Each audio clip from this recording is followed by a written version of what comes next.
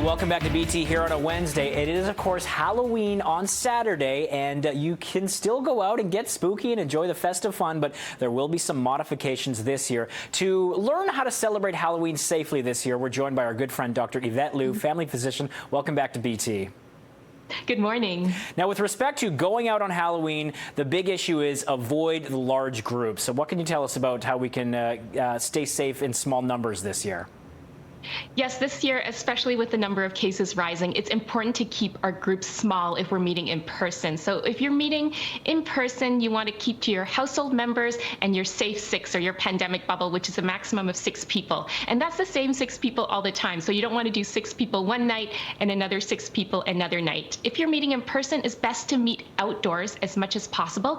And you don't want to share food if you're meeting with others. If you want to have a bigger meeting, then have a virtual meeting. And I think that can be a great way to meet up with a lot of your friends and to do it safely with everyone staying in their own homes. For example, tonight I'm going to have a pumpkin carving party with my friends on FaceTime, and I think that's going to be a lot of fun. Yeah, I mean, we saw this a lot in the early days of the pandemic, groups of people getting together. We were doing a trivia night on Zoom. So you can do similar things like that, you know, with scary movies or crafting or pumpkin decorating, like you say. So that has us covered for the groups with the stick to 6. What about if you do want to go trick-or-treating? What are some tips to keep it safe this year as well? If you want to go trick-or-treating, there are ways to do it safely this year. We just have to make a few modifications. So first of all, you want to make sure you wear your mask or your cloth mask, but don't wear a costume mask on top of your cloth mask because that can make it difficult to breathe. But it is important to wear your non-medical mask because you will be getting quite close to people when you're getting your treats.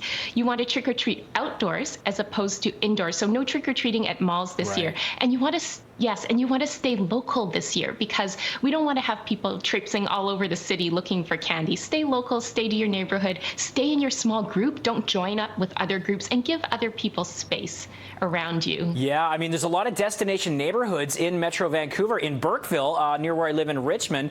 Usually people from all over town go there for Halloween. It's a really interesting little community, but there's signage now on Russ Baker Way saying local traffic only in Burkeville for Halloween night, so it's essentially closed for people that usually want to go there. My daughter's school is doing an event called Trunk or Treat, where you have a set time and you go in and a bunch of cars in the parking lot at safe distances with the trunks open, and they're going to hand out candy that way. So a lot of modifications, like you say, a lot of ways to keep it safe. That's great if you are doing the trick-or-treating. How about if you are handing out candy this year?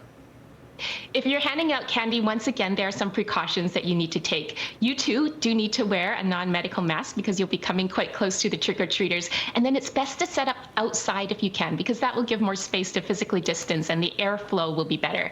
You want to hand out individually packaged and sealed treats, and you want to hand them out individually, one by one. You don't want to hand them out in a bowl and have people grabbing them. And then you want to do what you can to keep people physically distanced as much as possible from you. So you can use tongs, or you can use a tray. Some people are even making things like a candy slide, and you have a tube and you put the candy in at the top and it slides all the way down to the bottom. And then you want to wash your hands, and trick-or-treaters as well. They want to wash their hands before they trick-or-treat, after they trick-or-treat, and before eating any treats as well. You don't need to sanitize individual treat packages, but once again, like as with every year, you want to inspect them and make sure none of them are unsealed or broken. And if those are unsealed or broken, you just want to toss those away. If you want to use hand sanitizer, that's fine, but make sure you stay away from flames because it's very flammable. Yeah, and of course, and don't use props that are going to make people cough or sneeze too, like smoke machines. Yes, that's right, because that can help spread the virus if people are coughing around your home. Yeah, okay, great tips as always, Yvette. Thank you so much. We'll post this online for our viewers. Thank you. Have a safe Halloween, everyone. Yeah, happy Halloween to you too. All right, thanks very much. That's Dr. Yvette Lu, and here's